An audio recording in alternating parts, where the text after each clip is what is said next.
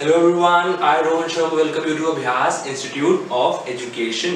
Start करते हैं class 8 एक नया चैप्टर। चैप्टर का नाम क्या है? चैप्टर का नाम है डायरेक्ट एंड इनवर्स प्रोपोर्शन। क्या नाम है? Direct and inverse proportion.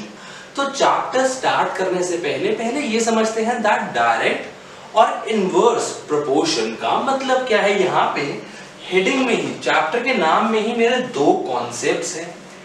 एक है मेरा डायरेक्ट प्रोपोर्शन और एक है मेरा इनवर्स प्रोपोर्शन। क्या है? एक है मेरा डायरेक्ट प्रोपोर्शन और एक है मेरा इनवर्स प्रोपोर्शन। तो इससे पहले चैप्टर स्टार्ट करें, चैप्टर्स के अलग अलग तरह के क्वेश्चंस और एग्जांपल्स देखें, उससे पहले समझ लेते हैं हमारा डायरेक्ट और इनवर्स प्रोपोर्शन का मतलब क्या है। देखो, डायरेक्ट प्रोपोर्शन या फिर कई बार हम आने वाली क्लासेस में 9th में, 10th में, 11th 12th में भी हम सुनेंगे that the two things have direct relation, have direct proportion between them. That is, let's suppose मेरे पास दो चीजें हैं x एंड y। क्या कह रहा हूं?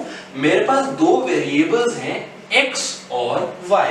तो मैं कह सकता हूं that x and y are directly related to each other, they are directly proportional to each other, they have a direct relation between them। अब जब भी मैं कह रहा हूं कि जो x और y मेरे पास दो वेरिएबल हैं एक पर्टिकुलर केस में, उसमें इसका मतलब क्या है, मैं क्या समझता हूं डायरेक्ट प्रोपोर्शन से। डायरेक्ट प्रोपोर्शन में तब कहूंगा जब लेट्स सपोज मेरे पास यहाँ जो वेरिएबल्स हैं x और y, they always move in the same direction। क्या कह रहा हूं? they always move in the same direction। let's suppose अभी x और y की पर्टिकुलर वैल्यू है, तो अगर मेरा x की वैल्यू बढ़ी, अगर मेरे x की वैल्यू बढ़ी तो मेरे y की भी वैल्यू बढ़ेगी। तो क्या होगा? तो y की भी वैल्यू इंक्रीज हो जाएगी। इन द सेम वे अगर x की वैल्यू कम हो रही है, सिमिलरली y की वैल्यू भी कम हो जाएगी। तो जब x और y दोनों सेम डायरेक्शन में चल रहे हैं तो मैं कहूंगा that x and y are directly proportional, they have a direct relation between them. तो क्या कह रहा हूं? जब x और y सेम डायरेक्शन में, x बढ़ रहा है y भी बढ़ेगा, y कम हो रहा है x भी कम हो जाएगा। एक पर्टिकुलर केस का एग्जांपल दिया था। आगे चलते हैं, बात करते हैं इनवर्स प्रोपोर्शन का मतलब क्या है, या मैं कब कहूंगा एक पर्टिकुलर केस के अंदर अगर मेरे पास यहाँ पे भी दो वेरिएबल है x और y, तो मैं कब कहूंगा that x and y are inversely related, x and y are inversely proportional. मैं कब कहूंगा कि इन दोनों में जो रिलेशन है वो इनवर्स है। इनवर्स का मतलब यहाँ पे क्या है कि दोनों मेरे ऑपोजिट डायरेक्शन में चेंज होते हैं। क्या हो रहे हैं? दोनों के दोनों मेरे ऑपोजिट डायरेक्शन में चेंज हो रहे हैं। फॉर एग्जांपल, अगर मेरे x की वैल्यू बढ़ रही है, अगर किसी पर्टिकुलर केस में मुझे दिया गया है x और y इनवर्सली प्रोपोर्शनेट हैं और मेरे को बताया जा रहा है कि x की वैल्यू इंक्रीज हो रही है, तो मैं समझ सकता हूं, मैं कह सकता हूं कि y की वैल्यू कम हो जाएगी। इन द सिमिलर वे अगर मेरे को बताया जा रहा है कि x की वैल्यू कम हो रही है, तो मैं कहूंगा कि इस पर्टिकुलर केस में y की वैल्यू बढ़ जाएगी। क्यों? बिकॉज दोनों इनवर्सली रिलेटेड हैं। एक बढ़ेगा दूसरा कम होगा, सेकंड वाला बढ़ेगा पहले वाला कम होगा। इनवर्स रिलेशन है मेरा यहाँ पे x और y में। सिमिलरली अब देखो, आपको बता दिया गया है कि उनमें डायरेक्ट रिलेशन है, तो उसमें मैं कैसे पता लगाऊंगा? मेरे पास क्वेश्चन क्या आएगा? लेट्स सपोज मेरे पास एक क्वेश्चन है कि एक पर्टिकुलर केस के अंदर मेरी कुछ चीजें डायरेक्ट रिलेटेड हैं, x और y मेरी डायरेक्टली रिलेटेड हैं। लेट्स सपोज मैं कह रहा हूं x is the distance covered, x is the distance covered, और y क्या है? y है पेट्रोल कंज्यूम्ड। बहुत नॉर्मल सी बात है कि आप अपने व्हीकल से, चाहे गाड़ी हो चाहे बाइक हो, जितना ज्यादा डिस्टेंस कवर करेंगे उतना ज्यादा पेट्रोल लगेगा। तो मुझे पता है कि ये दोनों डायरेक्टली रिलेटेड है, डायरेक्ट प्रोपोर्शन का केस है। अगर डिस्टेंस ज्यादा होगा पेट्रोल ज्यादा कंज्यूम होगा, डिस्टेंस कम कवर करूंगा पेट्रोल भी कम होगा। तो अब मैं कह रहा हूं कि मेरे पास यहाँ पे x और y की कुछ वैल्यूज हैं। लेट्स सपोज मेरे पास यहाँ पे x1 है, यहाँ पे y1 है, यहाँ x2 है, लेकिन यहाँ एक वैल्यू नहीं दी। वो कह रही है यहाँ पे क्या आएगा आपको पता लगा। तो कैसे पता लगाएंगे, याद रखो जब भी मेरे पास होगा डायरेक्ट प्रोपोर्शन एक पर्टिकुलर केस के अंदर, ये पूरा मैं कह रहा हूं मेरा एक एग्जांपल है, तो हर केस में जो डायरेक्ट प्रोपोर्शन में होता है x upon y will always be equal to a constant value k। क्या है, x upon y will always be equal to a constant value k। ये मेरा डायरेक्ट प्रोपोर्शन में हमेशा होगा। वैसे ही अगर मेरे पास इनवर्स है, अगर मेरे पास x और y के बीच में इनवर्स रिलेशन है, क्या होगा, लेट्स सपोज यहाँ पे x है स्पीड ऑफ द व्हीकल और यहाँ पे y है टाइम टेकन। क्या कह रहा हूं, x है स्पीड, y है टाइम टेकन। मुझे पता है जितनी व्हीकल की स्पीड बढ़ती जाएगी उतना कम टाइम लगेगा और जितनी स्पीड कम होगी टाइम उतना ज्यादा लगेगा। अगर हम प्लेस A से प्लेस B पे जा रहे हैं तो मैं देख सकता हूं कि x और y यहाँ पे इनवर्सली रिलेटेड है, उनका जो रिलेशन है वो बिल्कुल ऑपोजिट डायरेक्शन में चलते हैं। अब यहाँ पे भी जैसे यहाँ पे मेरे को एक वैल्यू नहीं दी थी, मेरे को वैल्यू निकालनी थी, वैसे ही वो यहाँ पे कह रहे हैं कि मेरे पास कुछ वैल्यूज हैं, let's suppose x1, y1, x2 और यहाँ पे एक ब्लैंक है, मेरे को यहाँ पे भी सेम एक वैल्यू निकालनी है y में। तो यहाँ पे ये वैल्यू कैसे निकालूंगा, देखो जैसे ये पर्टिकुलर केस था वैसे ही ये एक सेम केस है। ये क्या है, ये एक पर्टिकुलर एग्जांपल होगा, एक सेम केस होगा। जैसे जैसे एग्जांपल्स क्वेश्चंस देखते जाएंगे वैसे वैसे हमें समझ आता जाएगा। लेकिन इनवर्स रिलेशन के अंदर जो इनवर्स प्रोपोर्शन है उसमें x और y का रिलेशन कैसे जस्टिफाई करते हैं, कैसे स्टेट करते हैं, ये भी सीख लेते हैं।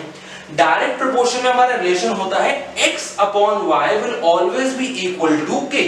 एक पर्टिकुलर केस के अंदर जो मेरे x और y हैं, जो दो चीजें मेरे को दी हुई हैं, the two things which are given to me, वहां पे अगर मैं डिवाइड करूं हर केस में तो मेरे पास सेम वैल्यू आएगी k, कांस्टेंट वैल्यू है सेम क्वेश्चन में। वैसे ही इनवर्स प्रोपोर्शन में क्या है, इनवर्स प्रोपोर्शन में जो मेरे पास रिलेशन है दैट स्टेट्स कि x multiply by y will always be equal to k which will be a constant value। अब इन्हीं केसेस के थ्रू समझते हैं, छोटा सा एग्जांपल लेते हैं। जैसे यहां क्या होगा, यहां होगा x1 अपॉन y1, मेरे पास एक स्पेसिफिक वैल्यू आ जाएगी k। सिमिलरली क्वेश्चन क्योंकि सेम है इसलिए यहां पे भी x2 अपॉन जो यहां पे ब्लैंक है this will always be equal to k। तो मैं यहाँ पे हल्का सा क्रॉस मल्टीप्लाई करके ये मिसिंग वैल्यू, लेट्स सपोज अभी के लिए मिसिंग वैल्यू ले लेते हैं y2, तो y2 मैं निकाल सकता हूँ क्योंकि मेरे को k की वैल्यू यहाँ से मिल सकती है, यहाँ से मिल चुकी होगी। कई बार क्वेश्चन ऐसा आएगा कि आप डायरेक्ट इक्वेट कर सकते हो, मतलब x1 upon y1 is equal to x2 upon let's suppose y2, और मैं इसको लिख रहा हूं इन्वर्टेड कॉमास में बिकॉज़ मुझे इसकी वैल्यू निकालनी है। तो यहां मैं क्रॉस मल्टीप्लाई करके आराम से y2 की वैल्यू निकाल सकता हूं। सिमिलर केस में अगर मैं यहां आ जाऊं, यहां पे क्या होगा, जो k है मेरा वो पूरे क्वेश्चन में रहेगा सेम। तो अगर मेरे पास आ रहा है पहले केस के अंदर x1 multiply by y1 is equal to a constant value k, तो दूसरे केस में भी x2 multiply by y2 will always be equal to k, that is x1 multiply by y1 is equal to x2 multiply by y2। दोनों cases में समझ जाओ क्या है डायरेक्ट रिलेशन में x upon y is equal to k। ये है मेरा डायरेक्ट प्रोपोर्शन के अंदर रिलेशन।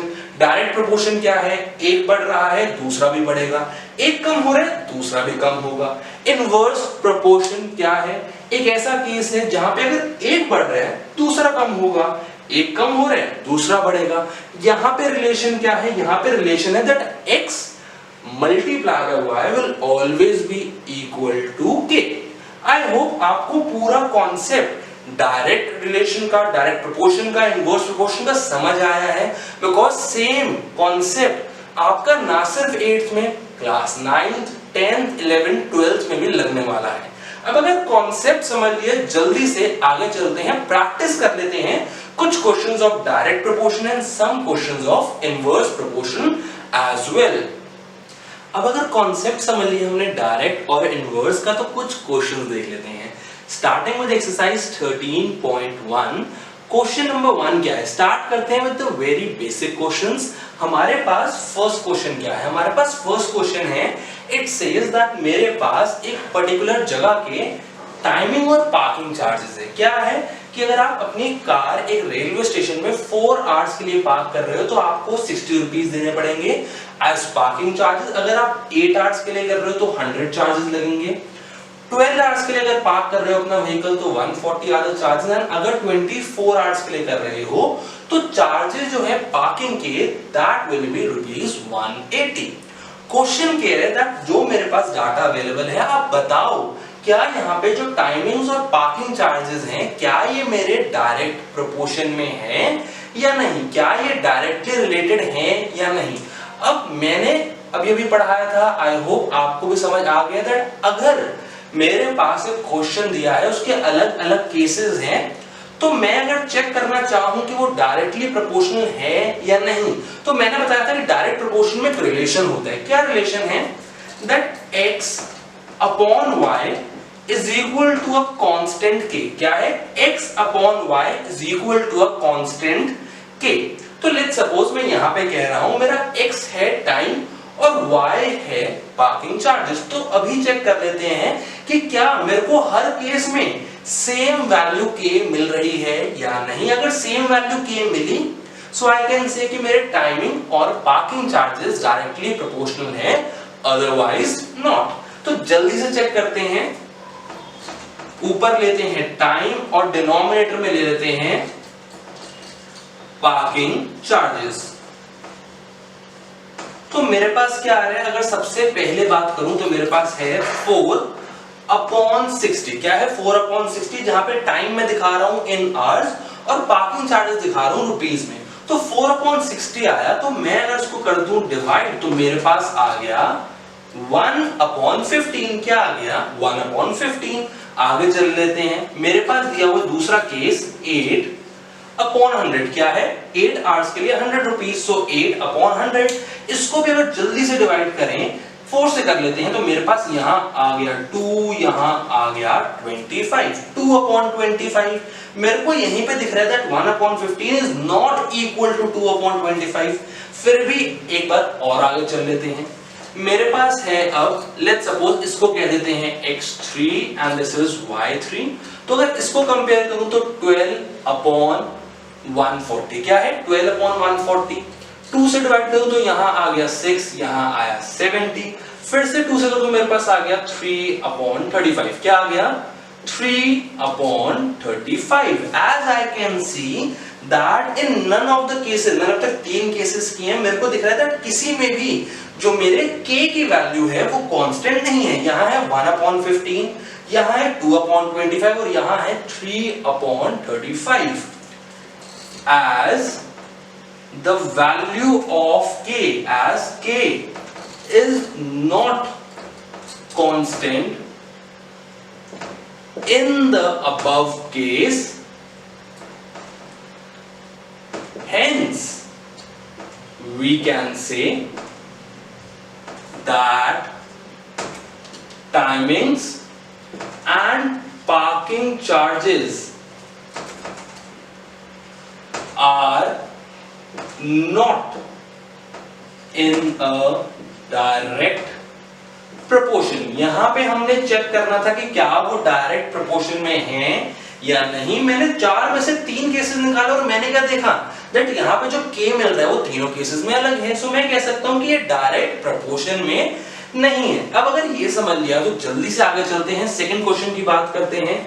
सेकंड क्वेश्चन भी बहुत बेसिक और वो सिर्फ इसलिए लिया जा रहा है ताकि आपको समझ आए कि डायरेक्ट प्रोपोर्शन के केसेस में क्या होता है, क्वेश्चन कैसे अटेम्प्ट करते हैं। देखो क्वेश्चन के कह रहे हैं, पर जल्दी से क्वेश्चन पढ़ लेते हैं। Question is a mixture of paint is prepared by mixing 1 part of red pigment with 8 parts of base। क्या कह रहे हैं कि मेरे पास एक मिक्सचर है ऑफ पेंट, वो कैसे प्रिपेयर हो रहे हैं कि जब मैं एक पार्ट डालूं रेड पिगमेंट का तो उसके साथ साथ 8 पार्ट्स डलते हैं बेस के।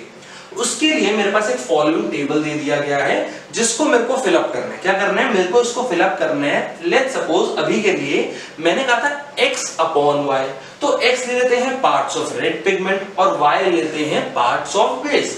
मेरे को यहाँ पे 4 ब्लैंक्स दिए गए, तो ये मैं ले लेता हूं y1, y2, y3 and y4। मेरे को पता लगाना है y1, y2, y3 और y4 की क्या वैल्यू होने वाली है। अब देखो बहुत नॉर्मल सी बात है, यहाँ पे क्या कह रहे हैं कि हर एक, अगर हम ले रहे हैं पार्ट ऑफ रेड पिगमेंट, अगर हम एक पार्ट ऑफ रेड पिगमेंट ले रहे हैं तो हर केस में हमारे पास 8 पार्ट्स ऑफ बेस आएंगे ही आएंगे। मतलब क्या है कि अगर मैं रेड पिगमेंट के केसेस बढ़ाऊंगा तो मेरे पार्ट्स ऑफ बेस भी बढ़ेंगे। तो ये क्या है, ये है मेरा डायरेक्ट प्रोपोर्शन का केस। क्या है, ये है मेरा डायरेक्ट प्रोपोर्शन का केस। क्यों, नॉर्मली मेरे को दिख रहा है रेड पिगमेंट बढ़ रहे हैं तो पार्ट्स ऑफ बेस भी बढ़ेंगे। Here we can clearly see that parts of red pigment and parts of base are directly proportional to each other। क्या कह रहा हूं, मैं कह रहा हूं कि मैं क्लियरली देख सकता हूं कि यहां पे जो मेरे पास रेड पिगमेंट के पार्ट्स हैं और जो पार्ट्स ऑफ बेस हैं वो हैं डायरेक्टली प्रोपोर्शनल। दैट इज, जो मेरे पास यहाँ पे हर केस में x अपॉन y आएगा उसकी एक वैल्यू होनी चाहिए कांस्टेंट, एक कांस्टेंट वैल्यू होनी चाहिए k। क्या होनी चाहिए, k। तो अगर स्टार्ट करें, मेरे पास सबसे पहला पार्ट क्या है, मेरे पास है x अपॉन y। अब x क्या ले रहे हैं, x मैं कह रहा हूं लेट्स सपोज मेरे पास है रेड पिगमेंट और y मेरे पास है बेस। तो एक चीज तो मेरे को दी हुई है पहले से ही, दैट इज 1 अपॉन 8। तो ये 1 अपॉन 8 मेरा हो गया कि अब मेरे को 4 ब्लैंक्स भरने हैं। लेट्स से मैं कह रहा हूं कि मैं सिर्फ 2 ब्लैंक्स भर रहा हूं और 2 हैं आपके लिए होमवर्क, आप करेंगे, निकालेंगे और नीचे कमेंट सेक्शन में लिखेंगे कि उसकी वैल्यू क्या है। मेरे पास k की वैल्यू आ गई व्हिच इज 1 अपॉन 8। आगे चलते हैं, अगला केस क्या है, अगला है मेरे पास x upon y is equal to 4 upon y1 is equal to k constant होगा k, so 4 upon y1 is equal to 1 upon 8। मुझे निकालनी है y की वैल्यू, कैसे निकालूंगा, क्रॉस मल्टीप्लाई कर लेते हैं।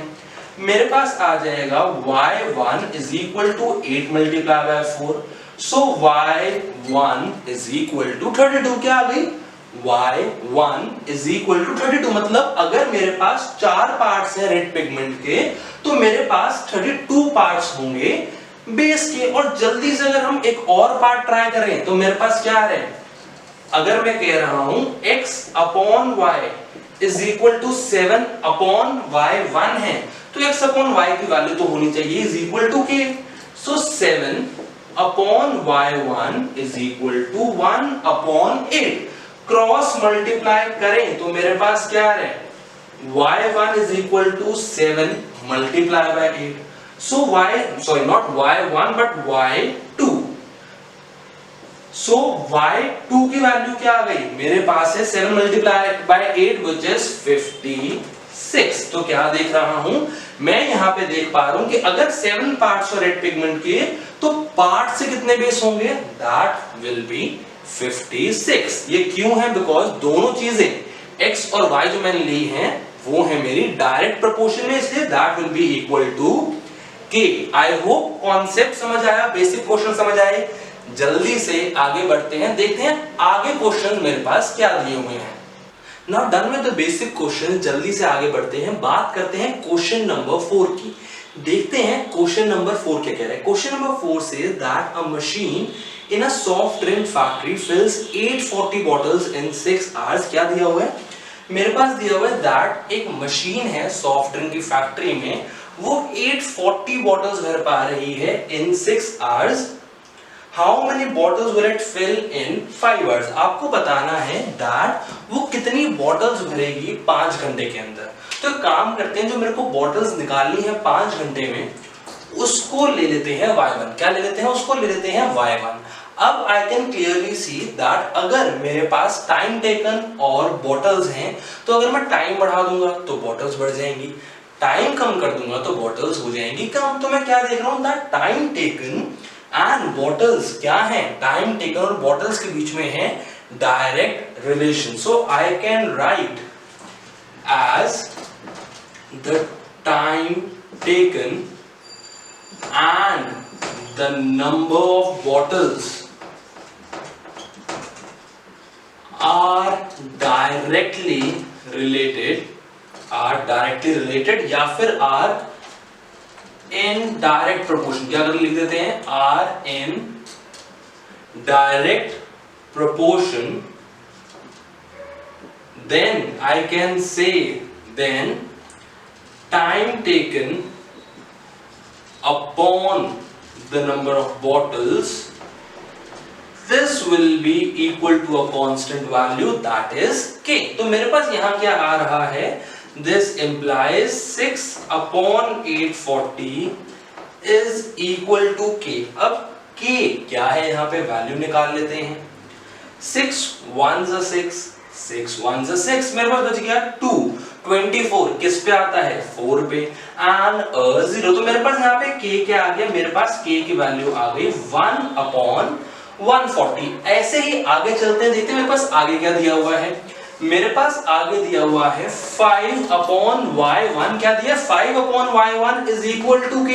तो यहाँ पे k क्या हो जाएगा? 5 upon y1 is equal to k की वैल्यू क्या है? k की वैल्यू है 1 अपॉन 140। तो y1 की वैल्यू क्या आ गई? क्रॉस मल्टीप्लाई कर दे तो 140 multiply by 5, so y1 is equal to 700।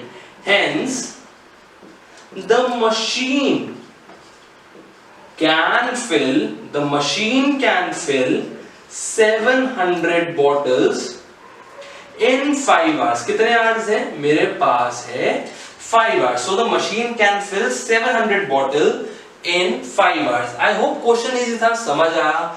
जल्दी से आगे चलते हैं, बात कर लेते हैं क्वेश्चन नंबर 5 की, जिसके लिए यहाँ पे टेबल पहले से मैंने बना दिया है। क्वेश्चन क्या कह रहा है ये देखते हैं। Question is saying that a photograph of a bacteria enlarge 50,000 times. क्या कह रहे हैं कि अगर मेरे पास एक बैक्टीरिया की फोटो है, मुझे भी पता है, आपको भी पता है कि बैक्टीरिया एक नॉर्मल आई को दिख सकती है, उसके लिए माइक्रोस्कोप की जरूरत है। सो जैसे कि अगर मैं बैक्टीरिया की फोटो को 50,000 टाइम्स एनलार्ज कर दूं, तो जो उसकी लेंथ निकल के आ रही है that is 5 centimetre. So enlargement कितनी है? 50,000 टाइम्स। लेंथ उसके बाद कितनी निकली इन centimetre? That is 5 centimetre. What is the actual length of bacteria? सबसे पहले क्या पूछ रहे हैं? सबसे पहले पूछ रहे हैं what is the actual length, मतलब कि कितनी एनलार्जमेंट है? टाइम्स 1 कितने टाइम्स है? 1 time. Same as it is मुझे निकालनी है कि उसकी एक्चुअल लेंथ कितनी है। आगे वो कह रहे हैं if the photograph is enlarged 20,000 times. जैसे यहाँ पे था 50,000, वैसे अगर मैं यहाँ कर दूं 20,000 times, what would be its enlarged length? आप बताओ कि अगर यहाँ 20,000 हो जाए तो उसकी जो enlarged length निकल के आएगी इन सेंटीमीटर्स, वो क्या होगी? मतलब यहाँ पे जो मेरे पास क्वेश्चन है वो 2 पार्ट्स में है। पहला है एक्चुअल लेंथ, और फिर मेरे पास अगर 20,000 टाइम्स कर दूं तब कितनी होगी। स्टार्ट करते हैं, मैं क्लियर सी बात देख सकता हूं, जितना एनलार्ज करोगे उतनी लेंथ बढ़ेगी, जितना कम एनलार्ज करोगे उतनी लेंथ कम होती जाएगी। मतलब ये दोनों क्या है? ये दोनों मेरे हैं डायरेक्ट रिलेशन में, they are in direct proportion. So I can say, क्या कह सकता हूं? I can say that enlargement of bacteria and the length obtained, क्या कह रहा हूं कि जो एनलार्जमेंट है बैक्टीरिया, कितने टाइम्स एनलार्ज कर रहा हूं, और जो लेंथ मेरे को मिल रही है in centimetres, and the length obtained are in direct proportion. क्या कह रहा हूं कि ये है मेरी डायरेक्ट प्रोपोर्शन। अब मेरे को दो चीजें निकालनी है। लेट्स से इसको कह देते हैं y1 और इसको कह देते हैं y2। क्या कह रहे हैं? इसको कह रहे हैं y1, इसको कह रहे हैं y2। तो मेरे पास क्या आएगा, क्योंकि ये डायरेक्ट प्रोपोर्शन में है, so I can say that enlarged जो यहां पे है इसको ले लेते हैं x, और जो लेंथ है इसको ले लेते हैं y। I can say enlarged upon length is equal to x upon y, which is equal to a constant variable that is k। क्या है? This is equal to constant variable which is k। So इसकी में आगे चले तो मेरे पास क्या data available है? मेरे पास है x upon y is equal to 50,000 upon 5। क्या है? x upon y is equal to 50,000 upon 5। मेरे पास क्या आ रहा है? 1 यहाँ पे आया, मेरे पास यहाँ आ गया 10,000। सो k क्या आ गया? k आ गया 10,000 अपॉन 1। k क्या आ गया मेरे पास? अभी के लिए k आ गया 10,000 अपॉन 1। अब इसी को लेके आगे चलते हैं। मेरे पास यहाँ क्या है? मेरे पास है x upon y is equal to k। यहाँ पे x और y की वैल्यू क्या है? x है यहाँ पे 1, y है मेरे पास y1 और k की वैल्यू है 10,000 अपॉन 1। क्या है? 10,000 अपॉन 1। और मुझे चाहिए क्या? मुझे y1 की वैल्यू चाहिए। अब अगर मैं यहाँ पे कर दूं क्रॉस मल्टीप्लाई तो मेरे पास क्या आ रहा है? y1 is equal to 1 upon 10,000। क्या आ गया? एक्चुअल लेंथ कितनी है? एक्चुअल लेंथ जो बैक्टीरिया की है दैट इज 1 अपॉन 10,000 सेंटीमीटर। क्या है? y1 is equal to 10 to the power -4 centimetre. इधर 1 अपॉन 10,000 सेंटीमीटर या फिर 10 टू द पावर -4 सेंटीमीटर। अब अगर ये हो गया y1 निकल गया तो हमें y2 भी निकालना है। So x upon y is equal to a constant variable that is k। यहाँ पे x क्या है? मेरे पास है 20,000, y है मेरे पास y2, k क्या है? k की वैल्यू मैंने डराइव की थी 10,000 अपॉन 1। क्या थी? 10,000 अपॉन 1। जल्दी से यहाँ पे क्रॉस मल्टीप्लाई करूं तो मेरे पास क्या आ रहा है? y2 is equal to 20,000 upon 10,000। So अगर इसको डिवाइड करूं तो मेरे पास क्या आ गया? मेरे पास y2 आ गया 2 सेंटीमीटर। क्या आ गया? मेरे पास y2 आ गया 2 सेंटीमीटर। सो आप क्या कंक्लूड कर सकते हैं? आप कंक्लूड कर सकते हैं कि यहाँ पे y1 that is the actual length of the bacteria is 10 to the power -4 centimeter, and when the bacteria is enlarged 20,000 times तो उसकी जो लेंथ निकल के आई है that is 2 सेंटीमीटर। क्या निकल के आई है? that is 2 centimetre. I hope question समझ आया है। दोनों क्वेश्चंस में हमने यूज किया है डायरेक्ट प्रोपोर्शन। अगर समझ आया है जल्दी से आगे बढ़ते हैं, देखते हैं अगला कौन सा क्वेश्चन करने वाले हैं। अब अगर हमने कॉन्सेप्ट समझ लिया, basic question number 1, question number 2 कर लिए, क्वेश्चन नंबर 4, क्वेश्चन नंबर 5 कर लिए, तो जल्दी से आगे बढ़ते हैं, जंप करते हैं direct to question number 9। Because I hope अगर कॉन्सेप्ट समझ लिए तो क्वेश्चन नंबर 6, 7 एंड 8 आप बहुत आराम से और प्यार से कर सकते हैं। If you have any doubt let me know in the comment section below. अब देखते हैं क्वेश्चन नंबर 9 क्या कह रहा है। It says that a 5 metre 60 centimetre high vertical pole cast a shadow of 3 metre 20 centimetre long. क्या कह रहे हैं कि मेरे पास एक पोल है which is of the length 5 metre 60 centimetre, वो शैडो जो कास्ट कर रहा है that is of the dimension 3 metre 20 centimetre. आपको क्या फाइंड करना है? At the same time find first the length of the shadow cast by another pole 10 metre 50 centimetre. क्या पता करना है कि उसी एग्जैक्ट टाइम पे अगर मेरे पास एक और पोल है 10 मीटर 50 सेंटीमीटर का तो उसकी शैडो क्या है। एंड देन वो क्या कह रहे हैं, second part is the height of a pole. क्या कह रहे हैं? The height of a pole जिसकी शैडो उस टाइम पे आ रही है 5 मीटर की। कितने की? 5 मीटर की अगर मेरे पास उसी टाइम शैडो आ रही है तो आपको बताना है दैट उस टाइम पे पोल की क्या हाइट है। अब देखो मेरे को यहाँ पे दो चीजें दी हुई, एक बार मुझे शैडो नहीं दी हुई, एक बार मुझे पोल की हाइट नहीं दी हुई। तो एक काम करते हैं, इसको लेते हैं y1 और इसको ले लेते हैं x2। क्या कर लेते हैं? इसको ले लेते हैं y1, इसको ले लेते हैं x2।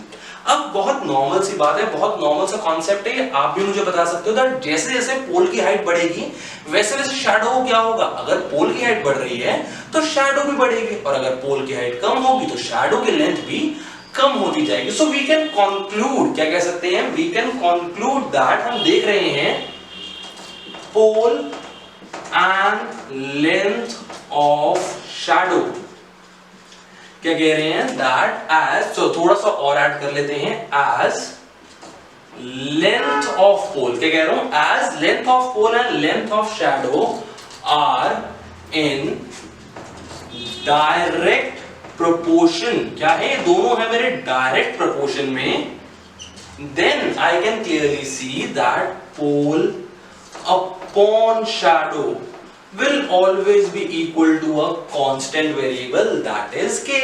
देख लेते हैं यहाँ पे k क्या मिल रहा है, क्वेश्चन में आपको ध्यान के रखना है, आप नॉर्मली निकाल सकते हैं, लेकिन एक चीज ध्यान रखो दैट आपको इनको, जो मेरे पास मीटर और सेंटीमीटर में है, इनको सेंटीमीटर में कन्वर्ट कर लो या फिर इनको पूरा पूरा मीटर में कन्वर्ट कर लो। 5 मीटर 60 सेंटीमीटर को डिवाइड करने में प्रॉब्लम आएगी तो या तो मीटर में कर लो पूरा पूरा या सेंटीमीटर में कर लो। आई सजेस्ट कि आप सेंटीमीटर में करिए, क्यों, बिकॉज उसके बाद आपकी कैलकुलेशंस काफी इजी हो जाएंगी।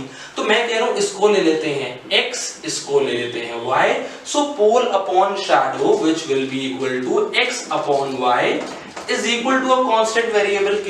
तो अब देखते हैं पहला केस क्या है, मेरे पास पहला केस क्या है, x upon y is equal to, यहां पे x क्या है, 5 मीटर 60 सेंटीमीटर अपॉन शैडो क्या है, 3 मीटर 20 सेंटीमीटर। तो एक काम करते हैं, इसको कर लेते हैं सेंटीमीटर में कन्वर्ट। आई नो 1 मीटर में, किसमें, एक काम करते हैं, थोड़ा सा रफ वर्क करते हैं, 1 मीटर में मुझे पता है 100 सेंटीमीटर होते हैं, तो 5 मीटर में कितने हो गए, 500 सेंटीमीटर। सिमिलरली 3 मीटर में कितने हो गए, 3 मीटर में हो गए 3 multiply by 100 which gives me 300 centimetre. तो मेरे पास यहाँ क्या आ गया, 560 सेंटीमीटर डिवाइडेड बाय 320 सेंटीमीटर। 0 से 0 हुआ कट। अब अगर 2 से डिवाइड करें या डायरेक्ट 4 से डिवाइड करें तो मेरे पास क्या आ रहा है, यहाँ पे आ रहा है 8 और यहाँ क्या आ रहा है, यहाँ आ रहा है 14।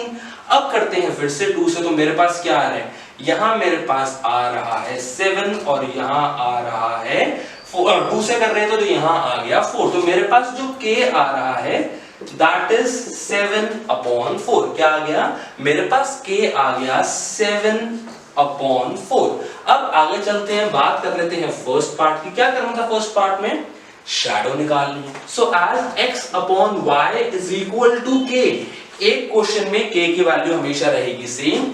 सो x upon y is equal to k। यहाँ पे क्या है मेरे पास, यहाँ पे मेरे पास x है 10 मीटर 50 सेंटीमीटर और y की जगह है y1, और k क्या है, k है मेरा 7/4। इसको भी अगर हम कर ले सेंटीमीटर में तो मेरे पास आ जाएगा 1050 centimetre upon y1 is equal to 7/4। Cross multiply करते हैं, ये जाएगा यहाँ, ये जाएगा यहाँ, मेरे पास आ गया 1050 multiply by 4 is equal to 7 multiply by y1। लेकिन मेरे को तो एग्जैक्ट y1 की वैल्यू चाहिए, तो क्या करते हैं, y1 is equal to 1050 multiply by 4 divided by 7, divided by 7। तो यहाँ क्या आ जाएगा, 7 1 7, यहाँ क्या आ गया 7 1 7, 3 हुआ यहाँ कैरी ओवर, तो यहाँ आ गया 5 and then a 0। So y1 is 150 multiply by 4, मेरे पास आ गया 600 सेंटीमीटर। तो y1 क्या है 600 सेंटीमीटर और y1 is equal to 6 metre. तो अगर पोल की लेंथ है 10 मीटर 50 सेंटीमीटर तो शैडो मेरे पास आ रही है 6 मीटर्स की। ये तो मेरे पास सिर्फ और सिर्फ हुआ फर्स्ट पार्ट। सेकंड पार्ट तो अभी रह गया, तो सेकंड पार्ट भी कर लेते हैं अभी। सेकंड पार्ट में क्या है, सेकंड पार्ट में x upon y will be equal to k। x क्या है, x तो है ही नहीं, तो उसको ले लेते हैं x2। y क्या है 5 मीटर इज इक्वल टू 7/4। क्योंकि यहाँ पे कर रहे हैं सेंटीमीटर में तो मेरे पास आ गया x2 upon 500 is equal to 7 upon 4। जल्दी से करते हैं क्रॉस मल्टीप्लाई। मेरे पास आ रहा है x2 is equal to 7 multiply by 500 divided by 4। अब अगर करें 2 से डिवाइड, यहां आ गया 250, फिर से करें तो आ गया 125। x2 is 7 multiplied by 125, क्या आ गया 7 multiplied by 125, so x2 7 5s are 35, 7 2s are 14 plus 3 is 17, 7 1s are 7 plus 1 is 8। तो x2 क्या हो गया 875 सेंटीमीटर या फिर 8 मीटर 75 सेंटीमीटर। तो अगर मेरे पास शैडो है 5 मीटर्स की, तो मेरा पोल की लेंथ क्या है, पोल की लेंथ है 8 metre 75 centimetre. I hope question आया है समझ आया कैसे किया, क्या क्या किया। यहां पे मेरे पास y1 की वैल्यू आई 6 मीटर, यहां पे x2 की वैल्यू आई 8 मीटर 75 सेंटीमीटर। यहां पे एक ट्रिक क्या लगाई, दैट जो मेरे को मीटर सेंटीमीटर में दिया हुआ था उसको मैंने कन्वर्ट कर लिया और लिख लिया सेंटीमीटर में, ताकि आराम से हो जाए मेरा क्वेश्चन। अब अगर हो गया तो जल्दी से आगे चलते हैं, बात करते हैं क्वेश्चन नंबर 10 में क्या है। डन विद क्वेश्चन 9, जल्दी से आगे बढ़ते हैं, बात करते हैं क्वेश्चन नंबर 10 की। क्वेश्चन नंबर 10 क्या कह रहा है, that a loaded truck travel 14 kilometer, it travels 14 kilometer in 25 minutes. If the speed remains the same, how far can it travel in 5 hours? क्या कह रहे हैं कि एक लोडेड ट्रक है जिसमें सामान भरा हुआ है, अगर वो 14 किलोमीटर ट्रैवल कर सकता है 25 मिनट्स में, तो बताओ वो कितना ट्रैवल करेगा 5 आवर्स में। अब जैसे क्वेश्चन 9 में ट्रिक थी कि मेरे को कन्वर्ट करना था, वैसे यहां भी कर लेते हैं। यहां पे मेरे को टाइम इनिशियली क्या दिया हुआ था, मेरे को टाइम दिया हुआ था 25 मिनट्स, सो मैंने ले लिया टाइम इन मिनट्स। तो एक काम करते हैं, जो 5 आवर्स है इसको भी कर देते हैं मिनट्स में। एक घंटे में 1 आवर में कितने मिनट 60, 5 आवर में कितने minutes 1 hour is equal to 60 minutes. So मैं पूछ रहा हूं 5 आवर्स में कितने minutes, it is 5 multiply by 60, that is 300 minutes. कितने हो गए 300 मिनट्स। तो मेरे पास यहां आ गया 300, क्या आ गया मेरे पास यहां आ गया 300, और इसको ले लेते हैं x2, जो मेरे को पता करना है कितना डिस्टेंस ट्रैवल किया। अब मुझे पता है, इसका मैं एग्जांपल आपको कॉन्सेप्ट के टाइम पे भी बता चुका हूं कि डिस्टेंस और टाइम मेरे होंगे डायरेक्टली रिलेटेड। क्यों, जितना डिस्टेंस बढ़ेगा उतना ही टाइम बढ़ेगा, जितना ज्यादा टाइम ले रहे हैं उतना ज्यादा डिस्टेंस कवर कर रहे हैं, बिकॉज वो कह रहे हैं सेम स्पीड में चल रहे हैं, रुक नहीं रहे। तो जितना टाइम बढ़ेगा उतना डिस्टेंस ज्यादा ट्रैवल करोगे, जितना ज्यादा डिस्टेंस ट्रैवल कर रहे हो उतना टाइम बढ़ता जा रहा है। सो आई कैन क्लियरली सी कि जो मेरा डिस्टेंस और टाइम है वो क्योंकि सेम डायरेक्शन में है, इसलिए ये है मेरा directly proportional. We can see that distance covered and time taken are क्या है, they are directly proportional, they are directly proportional। hence क्या कह सकता हूं, मैं कह सकता हूं that distance upon time will be equal to a constant variable k। तो यहां पे देख लेते हैं मेरे पास आ क्या रहा है, मेरे पास यहां पे आ रहा है distance upon time। This implies distance upon time is equal to 14 upon 25, 14 kilometre upon 25 minutes. अब मैं देख सकता हूं यहां पे तो मेरे पास कुछ भी कॉमन नहीं है, 2 नहीं है, 3 नहीं है, 4 नहीं है, 5 नहीं है। तो एक काम कर लेते हैं, इसको एज इट इज छोड़ देते हैं, और यही मेरा हो गया k, that is constant value. आगे बढ़ते हैं, मैंने कहा था let the distance travelled in 5 hours be x2। तो मैंने यहां पे लिया था x2। तो अब ये थोड़ी बहुत फॉर्मेलिटीज आपको करनी पड़ेगी कि डिस्टेंस ट्रैवल्ड इज x2। सो मैं कह रहा हूं अब डिस्टेंस अपॉन टाइम अभी भी होगा मेरा k। क्या होगा, अभी भी होगा k। डिस्टेंस अब क्या है, डिस्टेंस है x2, टाइम क्या है, टाइम 100 है 300, k क्या है, मेरे पास k की वैल्यू है यहाँ पे 14/25, क्या है 14/25, सो मेरे को x2 निकालना है, that is the distance travelled in 5 hours और 300 मिनट्स। तो कैसे निकलेगा, x2 is equal to 14 multiply by 300 divided by 25। अब 25 और यहाँ है 300, मुझे पता है आराम से कट सकते हैं, मेरे पास क्या आ जाएगा, मेरे पास यहाँ आएगा 25 1 25, यहाँ बच गया 5, that is 50, so 25 multiplied by 2 is 50, मेरे पास आ गया 12।